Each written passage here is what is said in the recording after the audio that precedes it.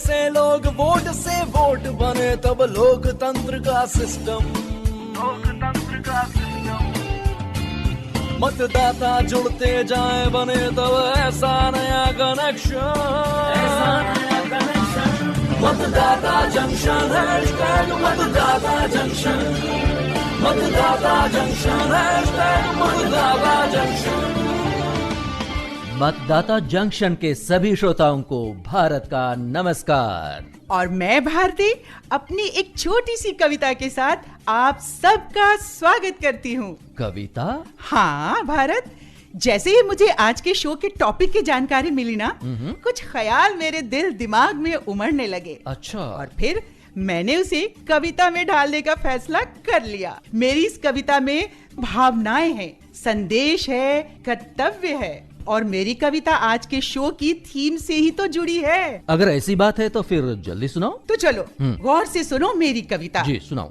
साल 18 का होते ही फर्ज निभाना है। वाह। फॉर्म 6 भरकर जमा कराना है। बहुत खूब।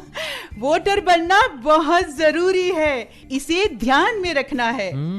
आसानी से हो जाता है, फौरन इसको करना है। क्या खूब कही।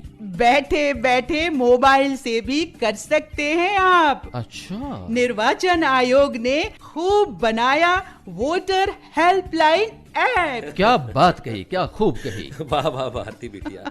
आइए आइए। अरे चाचा जी, आइए आइए। नमस्कार। नमस्ते नमस्ते।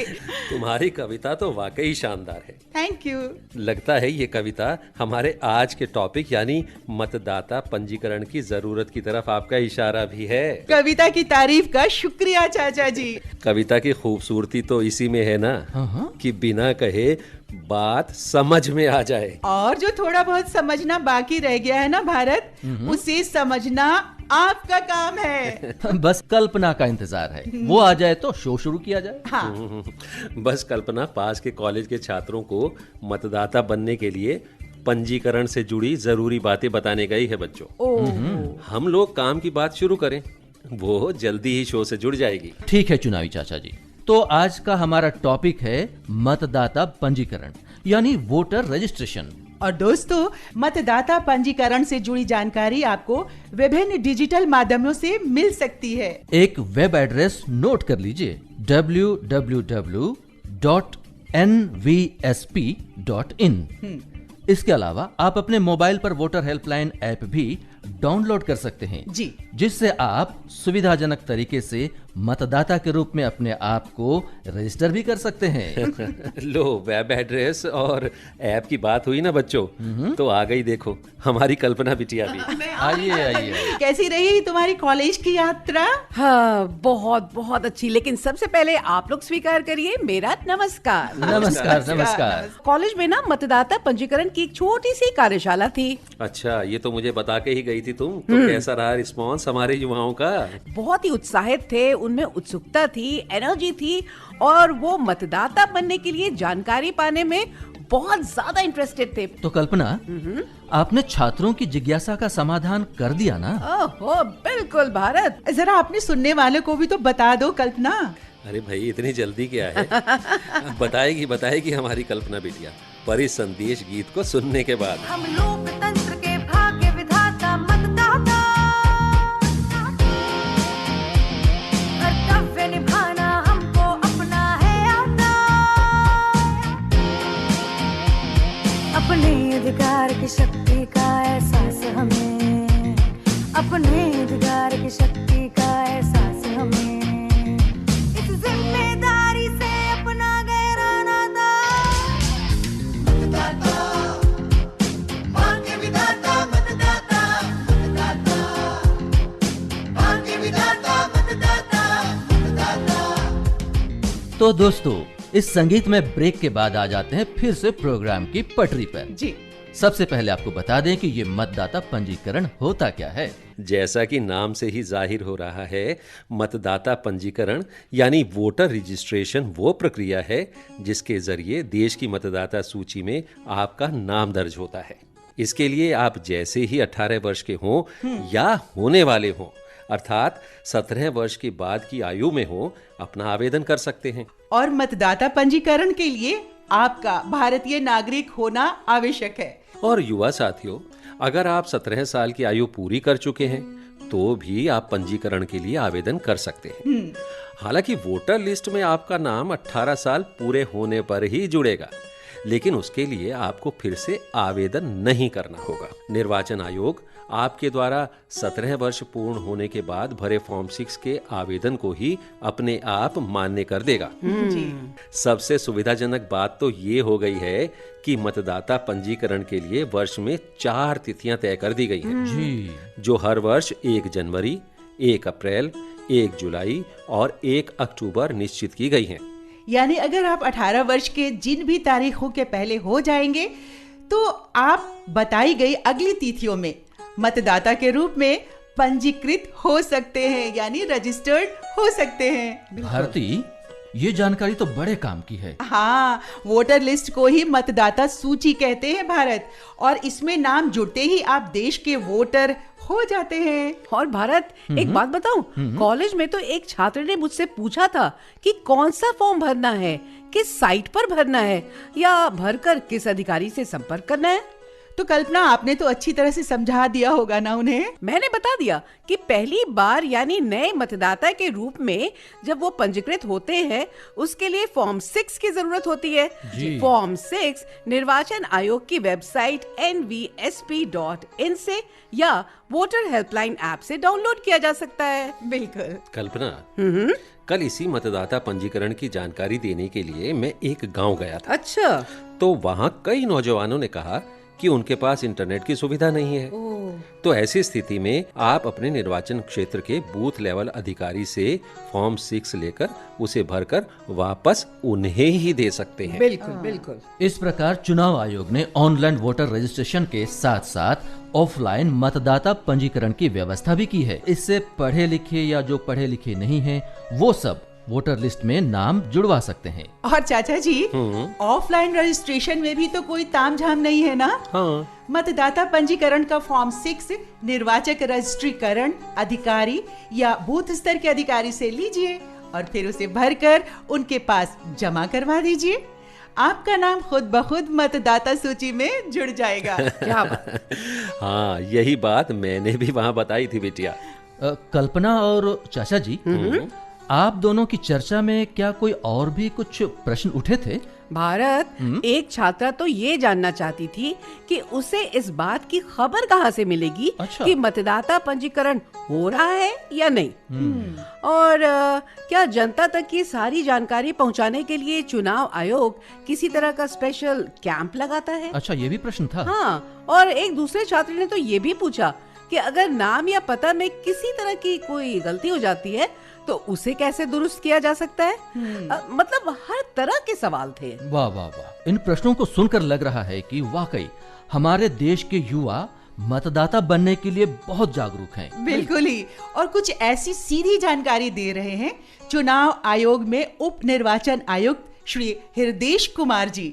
स्पेशल समरी रिवीजन द्वारा देश के प्रत्येक नागरिक को यह अवसर प्रदान किया जाता है कि वह अपने नाम को मतदाता सूची में देख सके। यदि उसका नाम किसी भी कारणवश मतदाता सूची में दिखाई नहीं देता तो व्यक्ति अपने मतदाता होने के आधार या प्रमाण पत्र के साथ उसमें अपना नाम जुड़वा सकता है। भारत निर्वाचन आयोग के निर्देश अनुसार प्रत्येक वर्ष के अक्टूबर या नवंबर में निर्वाचन क्षेत्रवार बनी हुई मतदाता सूची को नागरिकों की जानकारी में लाने के लिए प्रत्येक बूथ पर चिपकाकर प्रकाशित किया जाता है। इस अवसर का फायदा उठाकर प्रत्येक नागरिक इसमें सुधार कराने हेतु 1 माह की अवधि में आवेदन कर सकता है।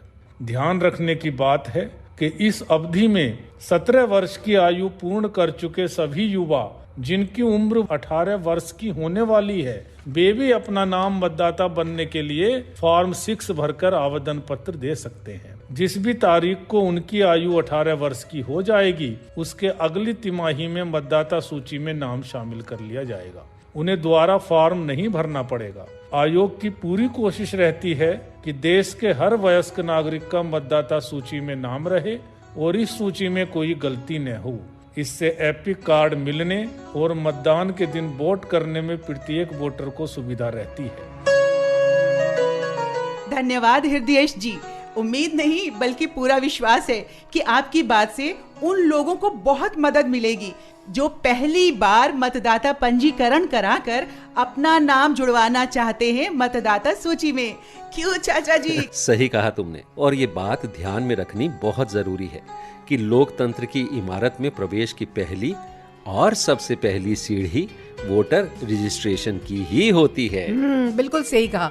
और इसी सीढ़ी तक पहुंचने का रास्ता बताने के लिए कुछ और युवा भी मेरा रास्ता देख रहे हैं। तो मैं वापस जा रही हूँ उसी कॉलेज में। अगली मीटिंग में मैं फिर मिलूंगी। ओके बिटिया, ध्यान रखना। ओके। मतदान का मतलब एक नई सी जिम्मेदारी, अपनी ही सरकार में अपनी भागीदारी। मतदान का मतलब एक नई सी जिम्मेदारी, अपनी ही सरकार में अपनी भागीदारी। देश हमारा हंसता गाता मुस्काता, देश हमारा हंसता गाता मुस्काता, इस जिम्मेदारी से अपना गहरा नाता। दोस्तों, अब भी आपके मन में मतदाता पंजीकरण से जुड़ा कोई सवाल है तो आप निर्वाचन आयोग की वेबसाइट पर उसका जवाब पा सकते हैं जी। आप टोल फ्री नंबर पर कॉल करके भी जरूरी जानकारी हासिल कर सकते हैं। क्यों चाचा जी? हाँ, क्यों नहीं, बिल्कुल कर सकते हैं। और टोल फ्री नंबर है 1950, यानी कि 1950। तो भारती, हाँ? अब अपने श्रोताओं से विदा लिया जाए। भाई, विदाई से पहले क्विज के इनाम का तो ऐलान कर दिया जाए। क्यों? अरे हाँ दोस्तों, आपको याद होगा कि पिछले एपिसोड में क्विज का सवाल क्या था? दिव्यांग और 80 वर्ष से ऊपर के मतदाताओं को ऑप्शनल पोस्टल बैलेट की सुविधा का लाभ उठाने के लिए कौन सा फॉर्म भरना पड़ता है? और दोस्तों, इस सवाल का सही जवाब है फॉर्म 12D। और इस बार सही उत्तर देकर पुरस्कार जीता है संगीता रसेली, ओक्स रोज बैंक, दार्जिलिंग, पश्चिम बंगाल। आपको बहुत बहुत बधाई। दोस्तों, अब वक्त आ गया है इस एपिसोड के सवाल का। निर्वाचन आयोग ने अब वर्ष में पंजीकरण की 4 तिथियां तय की हैं। वो 4 तिथियां कौन कौन सी हैं? सवाल मैं एक बार फिर से दोहरा देती हूँ भारत जी। निर्वाचन आयोग ने अब वर्ष में पंजीकरण की 4 तिथियां तय की हैं। आपको बताना है ये 4 तारीख कौन कौन सी हैं।